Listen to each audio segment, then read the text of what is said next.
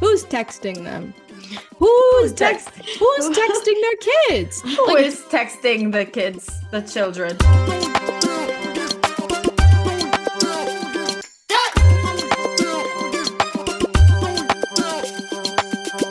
Welcome to TeacherCORE. I am Miss Matt. I teach high school health and PE. I'm Mac Barton. I teach music and choir and all of the things with the ear holes. And I'm Julia. You can find me at She Teaches Art on TikTok, and I am a high school art teacher, and I teach intro to studio art, graphic design, and digital photography, and all of that stuff. And we're also known as the coolest teachers in the school.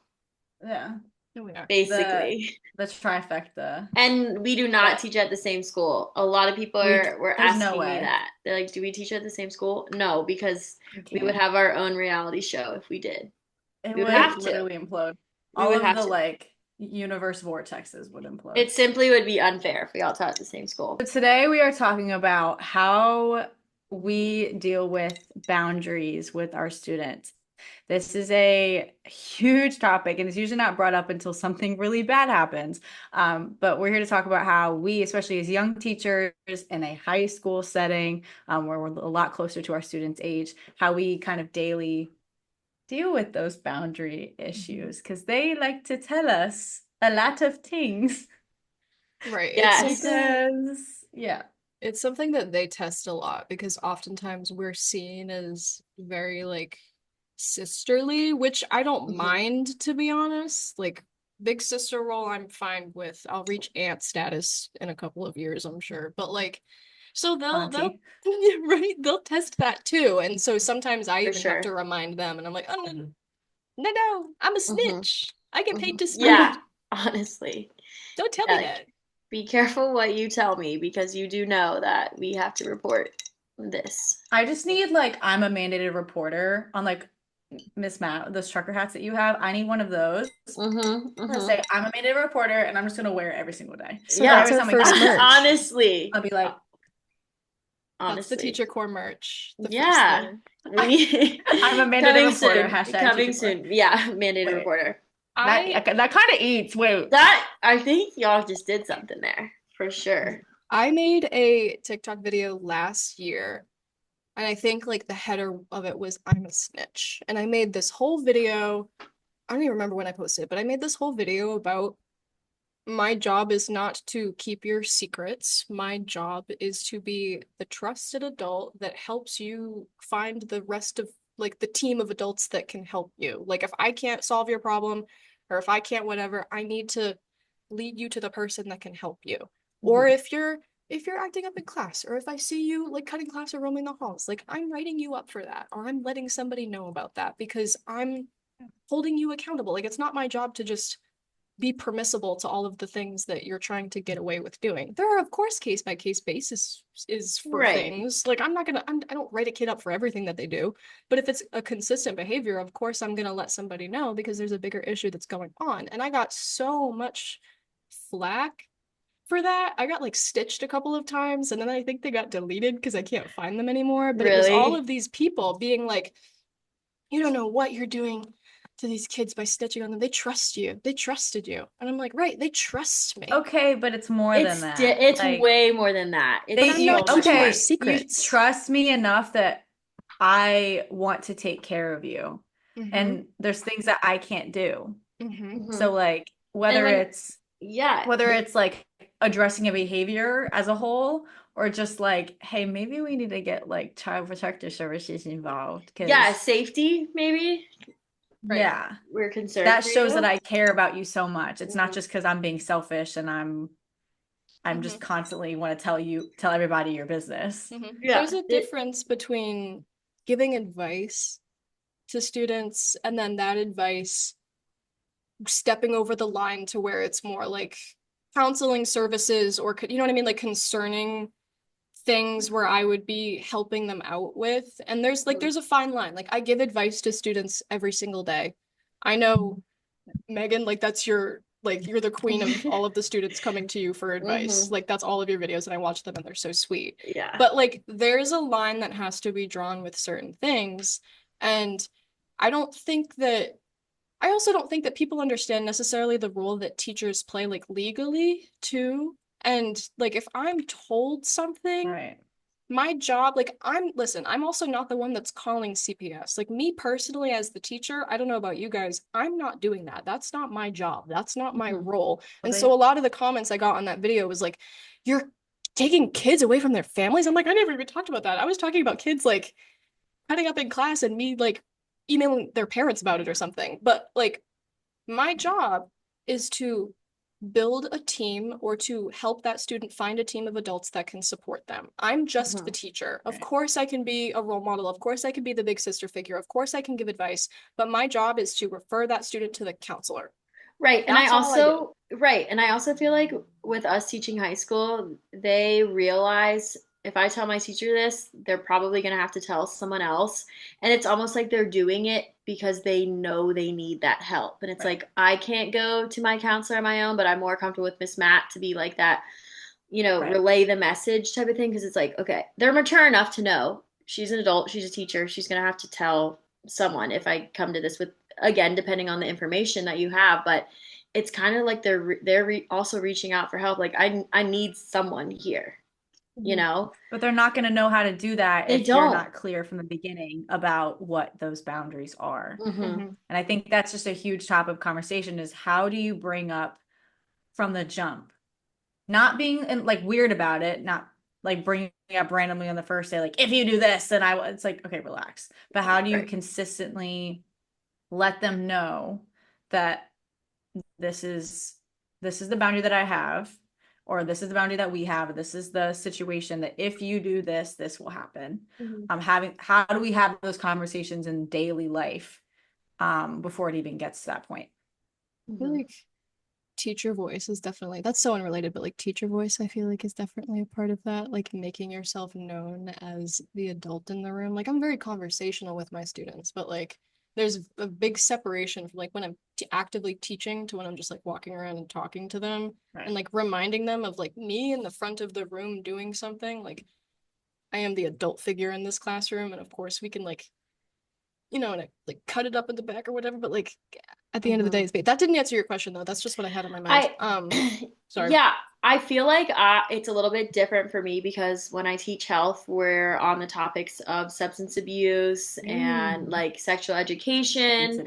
And sometimes these kids will be like extremely out of pocket and yell some things, and I'll just say like, is that really something you want me to know? Like, do you realize what I have to do with that information? It's usually like you make that one like point across, like, oh, like I wasn't talking about me, or like whatever. But sometimes you have to wait for a situation to happen for you to like be like, you can't say that to me. Don't say that to me.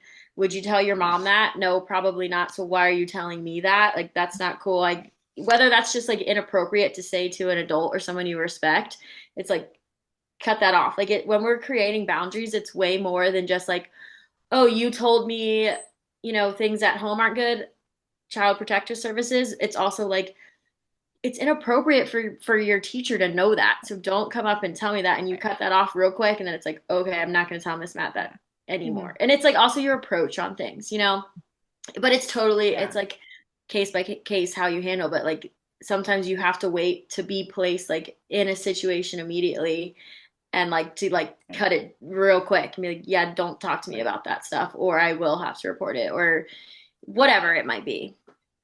Yeah, it's a very I think setting the boundary is knowing how to do that the first time. Yeah, if you like let it exactly. If you let like, oh, I'm gonna be the cool teacher, like I want to know what they did over the weekend. Like JD, like your TikTok the other day was like, oh, how was your weekend? Nothing you should know about. All right, cool. Like that's all I need to know. I don't need to know about it. Just stay safe, make smart decisions, and I'm glad you're okay, or whatever. But yeah, setting those boundaries like early on to what you can and can't talk to me about is super important, especially as a young teacher. And like you said, it's not coming in guns blazing from the jump. It's just like, okay, being comfortable enough in yourself that when this is to happen, I've already thought about what my boundary is. But so when this is to happen, I'm comfortable enough in myself and my ability and my communication skills to be like, not freak out about it, but just be like, hey, no. It's always an in the moment thing too. Like it's not ever something I feel like you're preparing for, because kids are going to talk about whatever they're going to talk about. And even today, they're talking about stuff in class. They're talking about a lot of pop culture stuff that is going on, specifically with parties and things like that. And I'm sure that your students are talking about all that stuff too. And it's just P. like Diddy coming up all the time. That's what I was trying to say. So they keep joking about that, and they keep joking like, who's got the baby oil and stuff not like cool. that. And yes, it's just not cool. It's not. You have to take people that got hurt. you have to take that as an opportunity, and I do, to be like, you do not understand what actually went down at events like that, and there were minors involved. So you should take this as an opportunity to think of who you have as a trusted adult in your life so that you can recognize when adults are not safe, and you should not be put in unsafe situations like that. It's sad what happened. And like, it's just being able to pull things like that, like turning it into like a life lesson or whatever, like out of your back pocket a lot of the time, like especially so with many times. a lot of the homophobic comments that get made in class by my students, like, yo, that's so gay or whatever, or like the little racist comments that get made by students in class, like nipping that in the bud. I set an example out of kids all the time. There are specific conversations where it's definitely a hallway thing or like a pull after class thing or just like a look like, stop it. But a lot of the times too, it's like, we need to be clear that in this class, that type of language is not allowed. You deserve to feel safe in this space. And if you are not making others feel safe, you are not going to be welcome to be here. And like, I can't like, listen, I can't like actually kick a kid out. I can kick out a kid out of my class for the period, but I can't like not let them be here. But the message is clear enough. Like, I want to make kids feel safe there. So even if it's like the sexual jokes and the jokey jokes and whatever, like, that's not hurting anybody. But when it gets to the point where you're hurting somebody, I feel like my job as the adult in the room is to make everybody feel valued and safe. Like, that's a hierarchy of needs thing. They have to feel safe before they can learn. Yeah, and turn it into a way that they can grow from it. And I'm a believer in like correcting them, letting them correct themselves rather than, like you just said, I'm not going to kick them out of class. I'm not going to write a referral immediately. It's like, okay, let's talk about what we could have done differently. Give them an opportunity to correct themselves. If they do it a second time after I just said something, that's a different story. It's like, well, now you're disrespecting me and what I literally just said right to you. That's different. But like, give them that chance to grow from it. Because they, at the end of the day, like some of them don't realize it. Like when you just said like, oh, that's so gay or that's so autistic of you to do. Like you have no idea who else in the room that you're offending. So like you bring them to you, you're like, hey, like you could really hurt someone. Like you didn't mean it that way. I understand you didn't mean it that way, but you're still offending someone else that has nothing to do with the situation. You're just like throwing that out there. Let them grow from it, correct them, and then allow them to correct themselves before you like really go in on them, I feel. Right. At this age, it's so easy for them to like not see other people's perspectives just developmentally. Especially if like that's how they talk at home. Like they just don't see a huge problem with it. Like the R word is coming back. Yeah. I'm like, what? Yeah. I thought we were done, but and it's social media too. It's like making a total 180 on all of the progress that was made throughout the years. Like when I was in high school, when we were in high school, it was like a big thing. They were like, stop, like, and then we made a lot of progress. And then all of a sudden, I feel like in the past few years, the R word specifically is coming back. And I don't know I feel like they're also so chronically online that they see these jokes being made in comment sections that just like disregard. Yeah, especially I know I always say like Instagram, but like I see Instagram, it's like crazy in the comment sections. And I feel like they see that and the way that people make jokes on the internet and don't care about the impact that those jokes make. And then they try it in real life and it hits really differently. And that's like a big lesson for them that you have to listen. You got to be a little bit mindful in order to be likable and like in order for people to want to have conversations with you and be around you. Like you gotta consider the way that you're using your humor a lot of the time. Yeah, 100%. There's things too with just like being perceived as the fun young teacher, which I feel like we definitely are because we're fun and we're young. There's nothing wrong with that and like inherently, but I think it's are you okay with being the bad guy for a second? Like not the bad guy in the way that's like screaming, yelling, guns blazing. It's just like even a situation happens today. I have this class and it's an all treble choir. It's this awesome group and they're so supportive of each other, and I look forward to this class every day. Just past 2 classes, I've had these couple kids who are just they've been very hypercritical of other people, and at some point they just did not stop today. And had to put an end to it, obviously, but I had to have enough patience to be like, we're just gonna circle up and talk about what we're feeling right now. I'm going to start. I feel disappointed that I have not cultivated a community that is able to function and work together, no matter who's pulling what weight, no matter like I feel disappointed in myself that at this point in the year, I have not cultivated that community with us. Anybody else want to go? That's And perfect. it turned into a thing of like, I feel like this person, like, I just feel like I'm seeing my part by myself. I feel like I'm doing all this stuff, and like, it's like everybody else gets to just like not do any work, and it just gets idly pushed by, and it turned into a really good conversation. But are you able to, in the moment, one, address it and be the bad guy? Because those kids that I had to get onto, I really like. I love them as people. Those are kids who come into my room all the time, talk to me about stuff all the time. But are you comfortable putting yourself in that position where for a second, a child is going to perceive you as a bad guy Or just for whatever moment? or just the adult in the room, just like the authority Right. figure has associations to it, but like the authority figure, the adult in the room, like you just gotta keep the mindset that you're not their friend. You're not their Right. friend. And just like Megan said, you can still turn it positive. Like we're having these positive conversations after, being like, okay, now what's something you appreciate about everybody in this room? Go. And then, so trusting yourself that you can still turn it into that. So having that step by step in your head. But for a second, they're not going to be okay with that. They're not going to like what you're saying in that moment. And that's okay.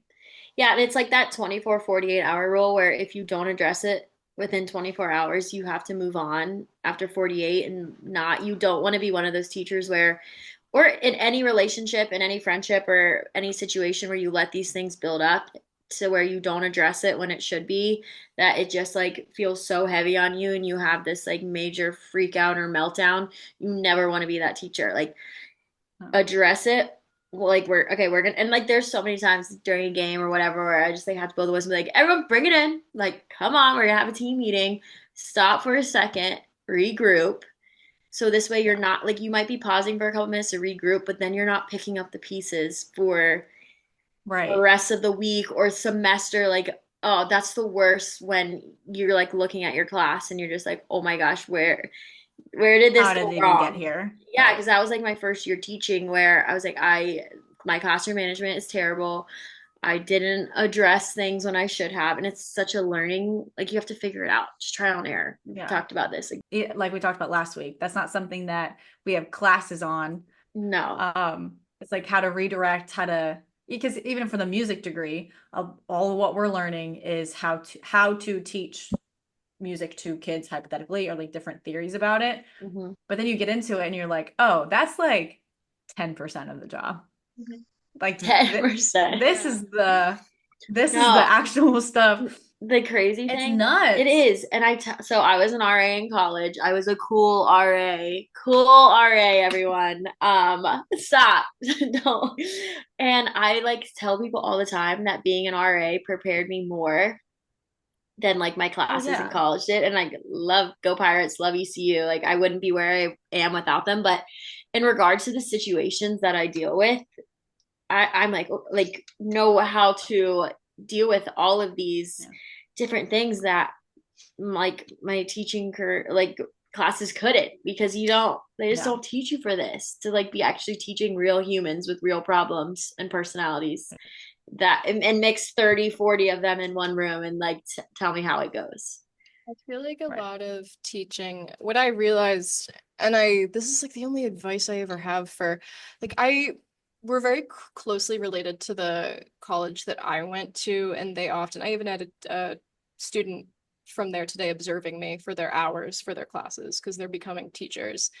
And Yeah, it's so awkward, but it's so fun at the same time. Like I feel like it really puts me on my game, and then I become a good teacher, and then my students are looking at me like, "Why are you like, damn, you're on it Teaching. today?" Like I'm circling around the room every 5 minutes. I'm like, "Oh, like we're doing great work, people."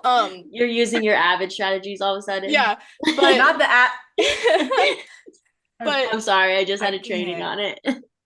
so something, and I've been asked to, because some of our teachers like teach there too, like that, like they're what's it called? Uh, adjunct professor. They're adjunct professors at that college. And so Oh, they've that's asked cool. they've asked me to go in and talk to them about stuff sometimes, which feels almost like, what do you just me to talk about stuff for? But at the same Yeah. time, whatever, like I have the experience. And the one thing I've said to them is, because all they're learning about is theory. It's just theory and developmental stuff and lesson planning. And they don't talk about the classroom management. And I get that it's an experiential thing, but you have to understand that all of teaching is managing conflict. All of teaching is managing conflict. I don't want to put Managing my, and preventing. yes, I don't want to put my Chromebook away. Why do we have to do this today? Why like I need to do X, Y, and Z, like blah blah. And it's not conflict in a bad way, but it's in a way where you have to justify your role in the classroom and justify why your content is important and justify why you're telling people to do things the way that you're telling them to do it. And you have to be comfortable and confident with having that role in the classroom. I feel like when I and I'm going to bring it back to student teaching, even though I talked about that a bunch last time. But when I was student teaching, I was able to play good cop a lot of the time because I was working with my supervising teacher and she could be bad cop and I was able to be good cop. And I would be like, I know, crazy that we have to do this, right? But wouldn't it be so wouldn't it be so awesome if you just got it done? And then like I built a really great rapport with the students. Not like I was doing that all the time, but I built a great rapport with the students because I wasn't the disciplinarian one in the room until I took on the full takeover part of the student teaching. And then when I became a first year teacher, I was like, oh, like, no, I can't just like nice my way through getting them to produce great artwork, essentially, especially in the art room. It's a place where people think they can just F off and get a good grade. But now I got like rubrics, I got standards, I got skill goals that I want them to meet, and I have a way that I want my classroom to be run, the way that they manage their materials, the way that they treat my things, the way that they treat each other, X, Y, and Z, and like realizing that I had to be comfortable with the conflict that went along with that. Just like I don't know, I've never felt more confident as a teacher as I do now, just because like I don't care about coming off as whatever. I got a DM from a teacher about phone policy. Do you guys have the phone hotels? I call Like it the phone home. the phone home? Phone Yes, you do. zone. You made one. I remember you made like a cute little box. Yeah, my students painted it. So we implemented and I have the same one as you, Mac. Like whatever is in the back of your videos, I have the exact The, same like one as the you. shoe box thing. Yeah, with like the We call it numbers the on phone it. zone. Yeah, the phone prison. We implemented that 2 years ago. And I got a DM from a teacher being like, my principal just implemented this, and I feel like because I don't want to do it, and I feel bad about it, and they get mad at me. And I was like, you got to be comfortable with them not being happy with you all 100% of the time, because I guarantee it's not going to be the phones that are the reason that they don't like you as a teacher. Like it's never like if a kid's mad at me, it's not because I'm making them put their phone up. That's just like that's just a thing that they have to do in my class. If they're mad at me, it's some other issue. So like you got to pick your battles and realize that there's some issues that you just got to be confident in Yeah. sitting in that And conflict in. there's another thing that I often do. It's like when we were growing up and you got invited to go somewhere but you couldn't, so you'd be like, "Oh, my mom said I can't," even though you never even talked to your mom, but you kind of blamed it on your mom. Right.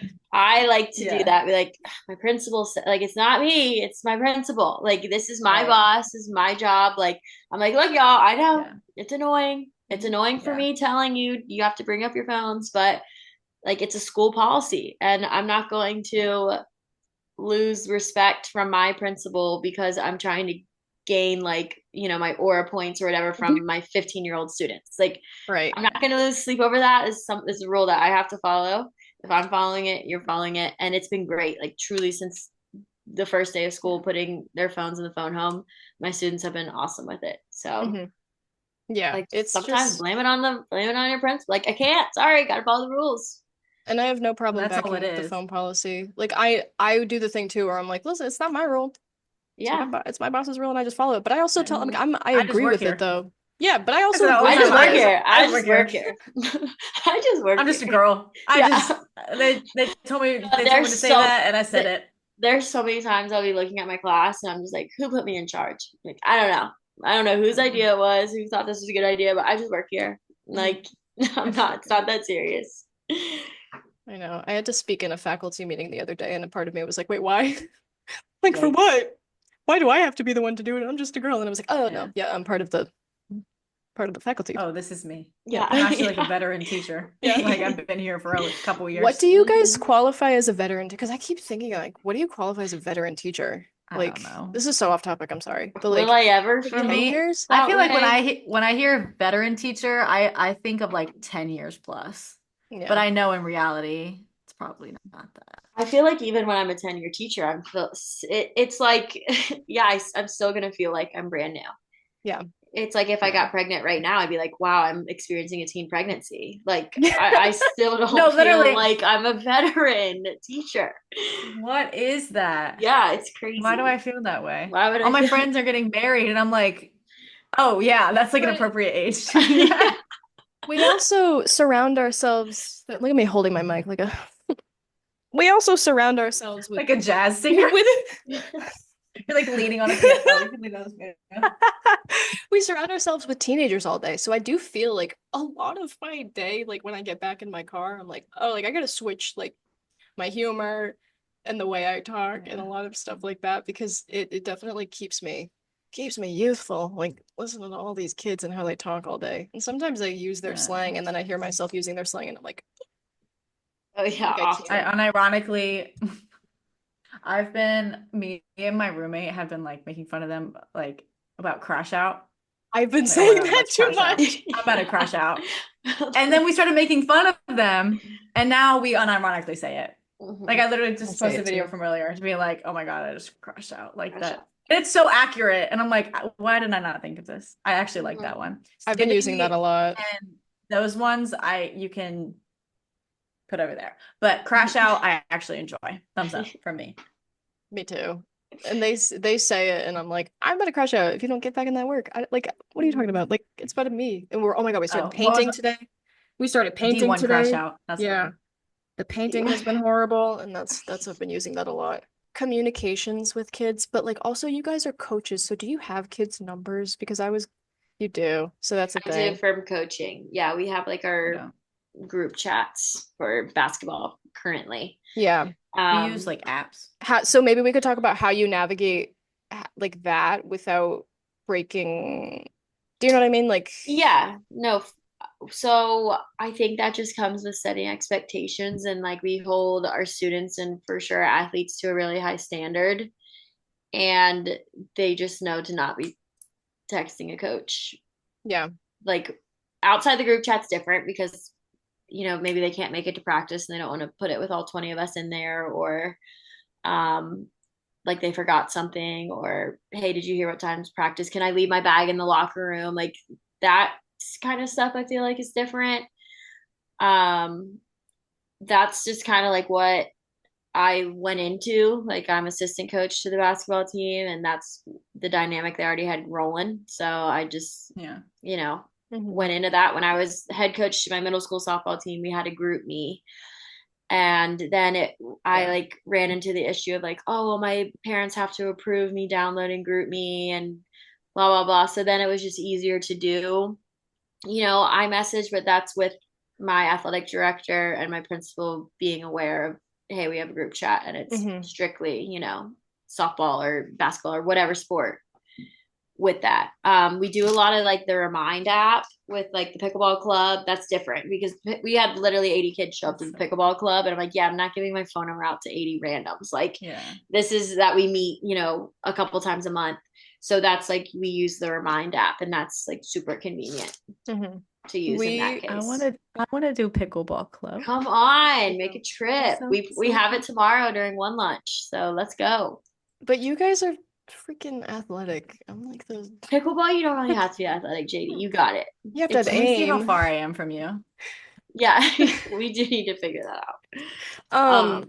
We use Parent Square. I don't know if you guys know what that is. It's been pretty helpful. And when we have a new tech specialist and she's awesome. I love her so much. And she like made a comment that was like when she was going over like the training for the app and everything, she's like, we don't want you guys to be like texting kids about their homework and blah blah blah. And I was like, who's texting their kids? Who's texting them? Who's texting their kids? Who is texting the kids, the children? Who's personal? Not like, but like with a coach thing, I get that. And like being like, we got practice, blah, blah, blah, rain check, whatever. Like I get it. But I just thought to myself, I'm like, who, like she was talking to a room full of teachers. I'm like, who's text, like, and not against her, but like maybe there are people that are doing that. I just have a naive brain in my head. I'm like, who's doing that? Like I'm talking through email. I'm like, I don't know. I don't know.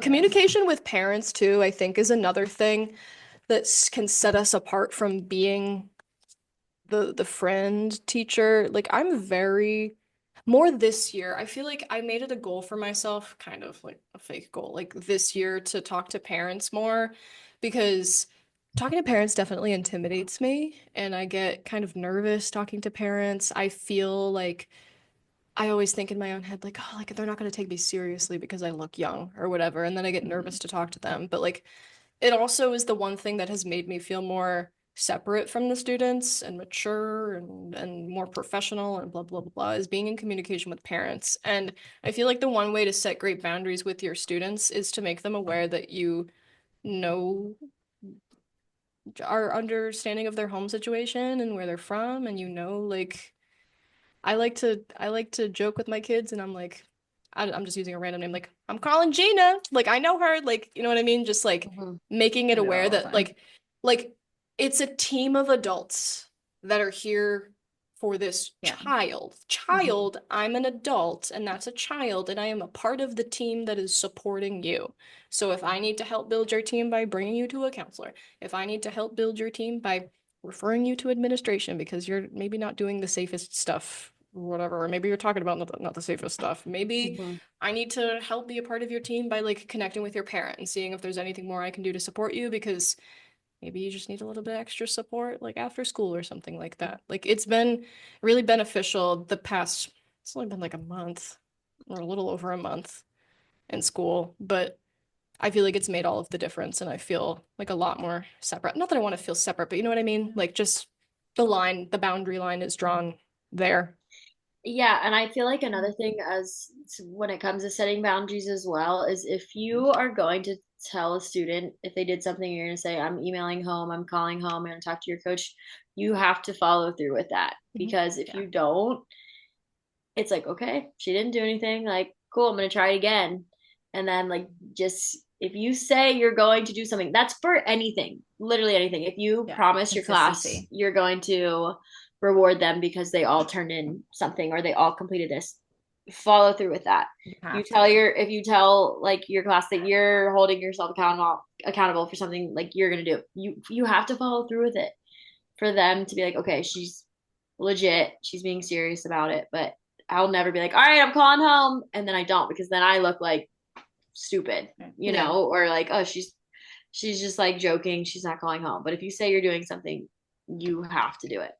You're modeling like a consistent adult figure in their life. Like everything we are doing, even the positive stuff, even the jokey stuff, when we're laughing with them, we're still modeling what a safe adult looks like. It doesn't all have to be disciplinary and stuff. We have so many fun moments with our students, and we could probably transition more to that too, because like we've talked about discipline a lot, but like most of my day is laughing with my students and giving them a when it gets a little bit too much or too inappropriate, but like I still feel like I'm the authority figure in the room when I'm joking around with them because I know where my boundaries lie. And, I don't know. Like, I have to admit, I don't care that much about like swearing generally, unless it's towards another student or like in a malicious way. Like, if they're just like, if they're venting to me and they're so like, I don't care. Like, there's different things where like I have like a little more leniency. Like if you're just talking to me and you're telling me a story or you're telling me about something and you're swearing, like what? Get it out. Like you're talking to an adult. You're talking to a safe adult. That's all. Right. Like it's okay. But if when it gets to a point where they're like, no thanks, no thanks. But I don't know how you guys feel about that. Maybe not. But yeah, no. Yeah, I agree with like there's been many times that students are telling me a story and they'll like say it and they're like, "Ooh, I'm sorry." I'm like, "You're fine, you're telling me a story or whatever." But I think in the PE setting, there's way more opportunity. Like they get really into the sports and the activities, and we like yeah, there's a lot of competition, and it's usually like an expect or a boundary that I set, or not even boundary, but just a rule. Like, okay, you curse, that's 10 push-ups. Now, like, am I doing that every time? Do you think I could do that in the art room? You see, that's the thing. Like, I would if we were in the classroom, like, I'm not being like, yeah, let's move all the desks out of the way so you can do your 10 push-ups for your. No, you like, should. I disagree. My first year, I could not get some of my boys to. I made them run laps. In choir, which it's about as good as you would expect. I mean, I have athletes in choir. You can do both, please. You got a good breath support, so they can run forever.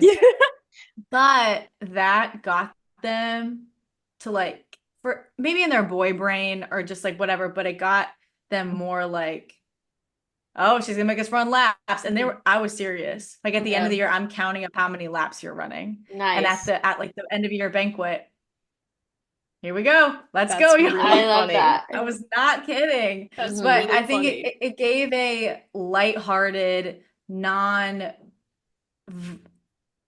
like serious, not serious in the way that it's not going to happen, but a way that's like you're getting in trouble. Well, it gave that little teeny little like in between, like, hey, you're not really doing what you need to do, but it's not enough where it's bad. That's a lap. Right. And I feel like it's cool when they're obviously retaining that information from us. If they say it around one of us and they're like, oh, like they catch themselves like, oh, I shouldn't have said that. Now, I feel like if it's just like spewing out left and right and there's like no remorse that your adult is right in front of you, it's like, okay, let's have like don't talk to your boss that way. Don't talk to like let's learn another way to vent. Like vent all you want, but don't be like going overboard. But I think about what you say. Right, but the best thing too is like when we're in a group and a kid swears and the other kids call him out like that's 10, you gotta do 10 push-ups, and then like they'll do the job for me. I'm like, you heard them, right? Go ahead. I didn't even hear it happen. And that's building that community. Yeah, and then it's like it's great. Like, and then they all have fun with it and they count for each other. And if a kid's like so embarrassed and like I really can't do push-ups, I'm just like, all right, whatever, just walk away. Just don't say it again. You know what I mean? Like I'm not like gonna watch them and have them do it in front of the whole entire class. And they do 10 sit-ups. They can do that. Yeah, I'm like switch. Yeah, no arm strength. Okay, core strength. Let's go. Squats, anything, jumping jacks, whatever. But do something that just like it's in their brain. Like, okay, I can't be saying that to people, or that's like what we want to avoid because we don't want to have something there to break up that interaction. Yeah. So that's not because at the end of the day, like we're preparing them for life, and they can't talk to coworkers like that. They can't talk to their future boss like that. You don't want to be talking to your professors like that or your parents. We're preparing you for so much more than just like what you're doing right now today in school. And you have to learn that. I think them being like bigger people, like we assume that they know more than they do, but it's like if they've never been shown, they only know what they know how to do. And that was I think a topic that came up a lot last week. They only know what they've seen. They only know what they've been demonstrated. And even with the thing with consequences or with boundaries, it's like a common theme is consistency and balance. Yeah. And if you're thinking about those things, then I think you'll be okay. You'll be just fine. If you have that going for you, you will be just fine. Hold them accountable. Remind them of your expectations. It's never, you can always remind of your expectations when you're like, feel like boundaries are kind of, they're getting too comfortable with you. especially in January Yeah. when they come back. Right. Like just like do a little reset, just like we all do a little Yeah. Sunday reset with your class and get them back Right. on the right track. Yeah. That's way Okay. easier than like letting it go so far and like reeling it back in. That is way easy. Recalibrating, like you said, is way easier than picking up the pieces. And our discipline is creating their own self-discipline. Like you said, like when they remembered, like, oh, that's 10. Like you're conditioning them to Right. monitor their own behavior. I need to figure out a thing, like a consequence like that for them in the art room. But I can't think of it without it becoming like messy. I have if I catch them with their phone, they come clean my sinks during our study hall period, which is really funny. And that's good. They'll show up and I'll hand them a sponge and I'll go scrub.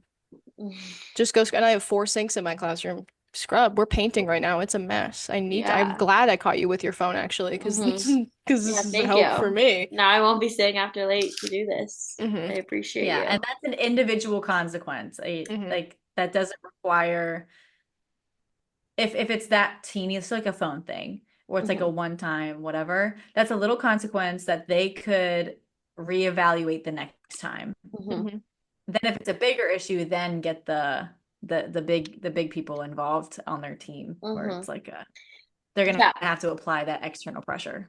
Right.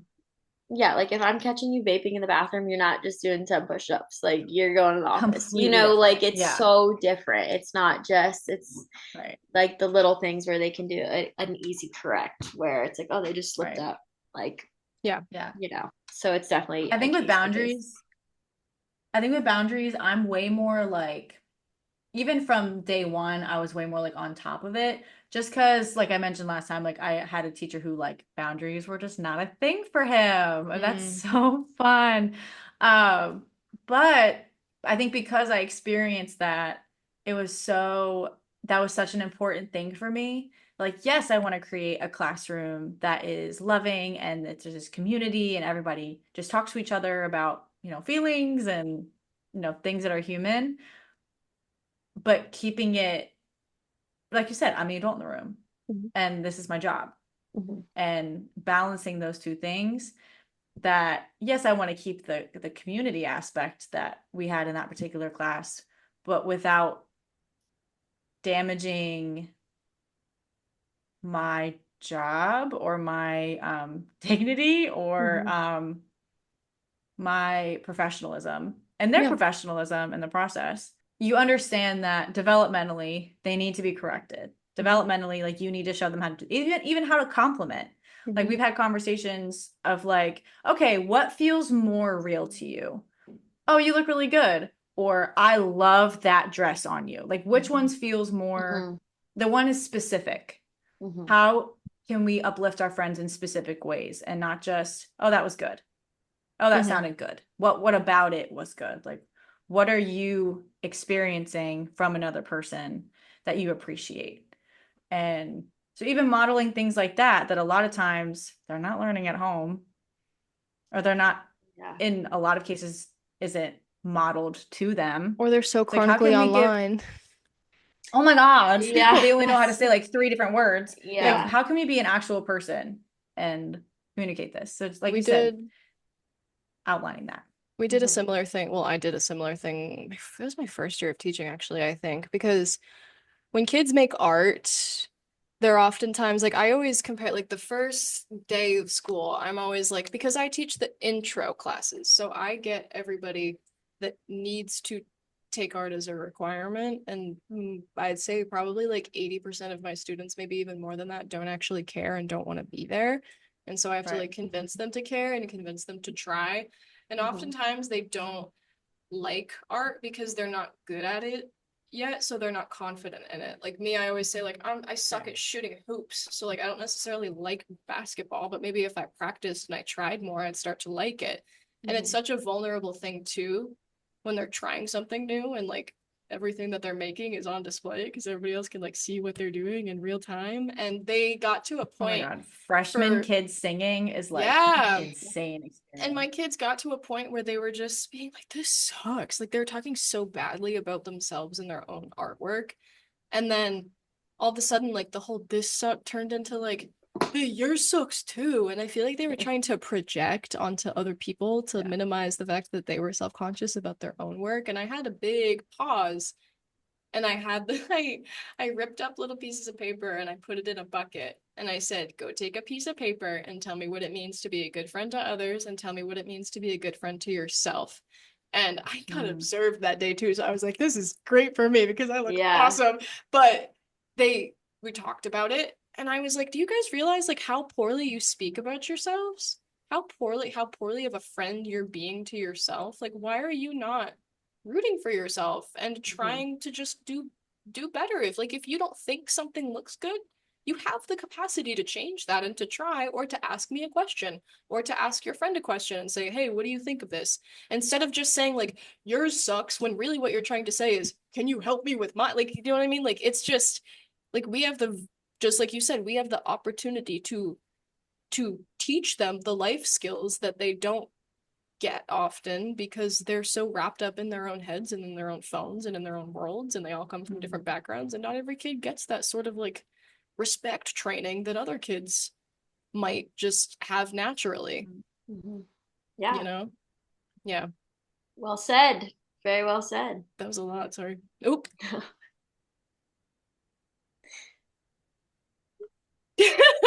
Dollar jar. Yeah. The dollar jars has In the returned. jar. Sorry about that. Oh, no, I meant okay. You're really paying for this Mexico trip. The Cancun, where we're going to Cabo. Let's go. Okay. So we make the what was the merch we were gonna make, and then I'm a mandated reporter, and then we sell mandated that, reporter. and then I put in whatever I put in for the sorry jar, and then the sorry jar. That would be a cute little like stop. This is so cute.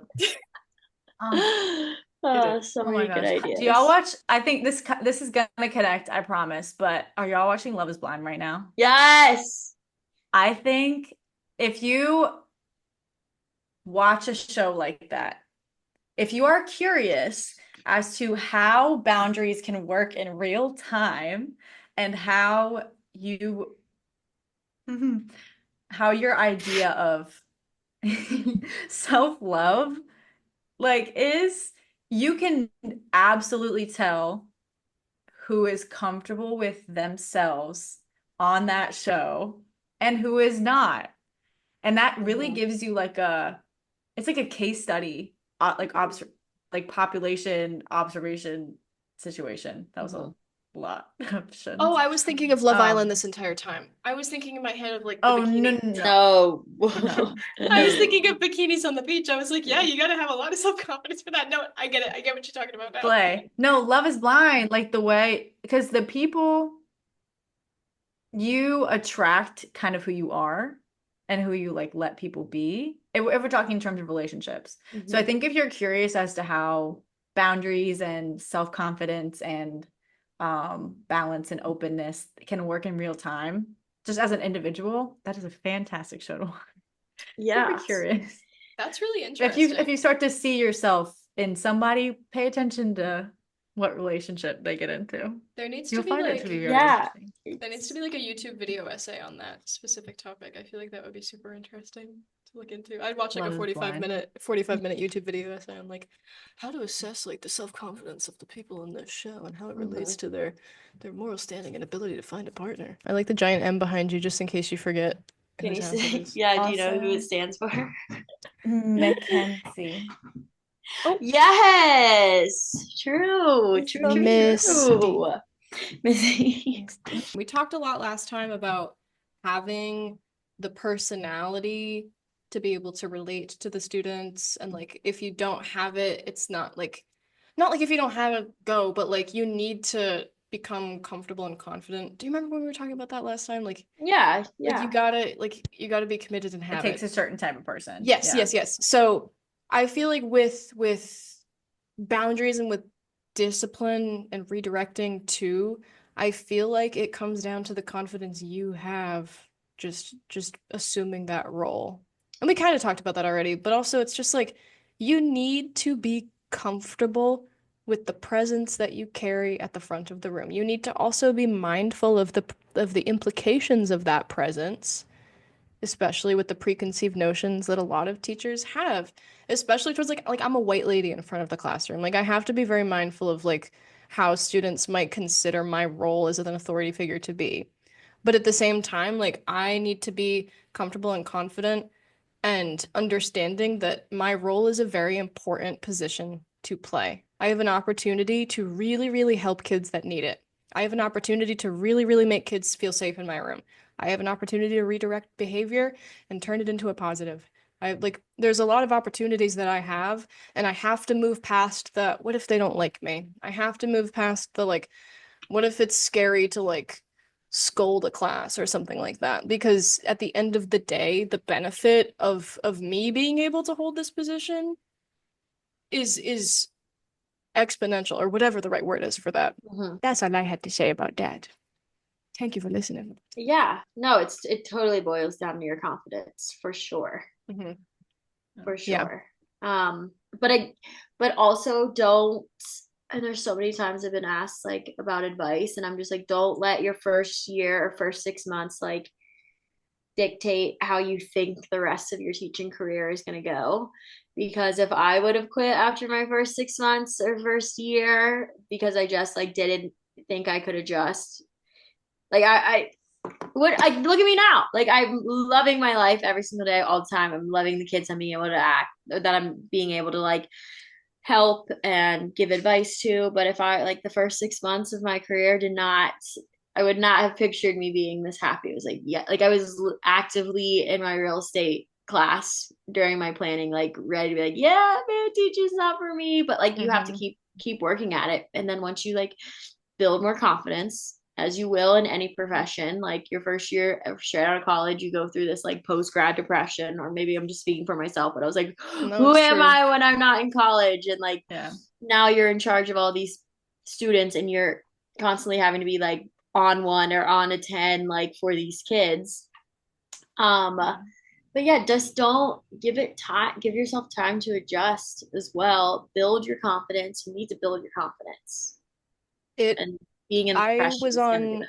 I was on LinkedIn by February, my first, or Indeed or whatever. Like I was on Indeed by February, Yeah. my first year teaching. I thought I could never do it because it was terrifying. I don't know, like my student teaching year was great and I got hired at the same school. So it's like I've been here. Like it's not like it was anything new, but it was all of a sudden like all of this was on me. And it was so terrifying and so overwhelming and all of the workload was piling up on top of like the discipline, and I would be like preoccupied in class, like my mind, because I'm like, oh, I have all of this stuff to do, but then also I have to like talk to these kids about this stuff, and it was just very overwhelming, all of it, and like managing all of those different tasks at once, and then having like the confident personality when on the inside I felt so not confident at all because of everything. Like if I agree, if I had taken my first year mindset and quit with that or transitioned or whatever, I would never have been able to see the educator that I'm actively becoming now.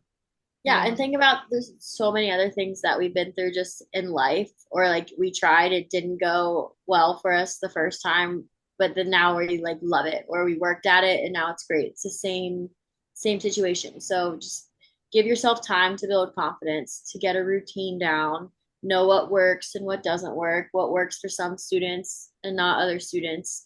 Just and if you give it a year, if you give it 2 years and it's still not for you, you're going to work not happy, okay, then let's reevaluate, because then you're doing yourself and your students a disservice. But just give yourself time. Don't, and I feel like that's where like we're great, that the three of us are like positive, we love what we do, we're good teacher influencers, and we also show the positive sides to teaching, or I think 90% of our content is all positive towards our teaching. And sometimes we do give off this image to like brand new teachers, like, oh, I'm going to become a teacher and I'm going to become famous and like be this teacher influencer and like life's no, don't have that expectation at all. The three of us are very lucky, very blessed to be able to give that to the world and to our followers. That's not an everyday thing. That's not a normal thing. Like, it's not going to be rainbows and butterflies all the time. That's just what we post, because we're not we showing love you what we do. day. We're not showing you. We show you very small percentages of like, we still love what we do, which is why we're sitting here talking about it and still teachers.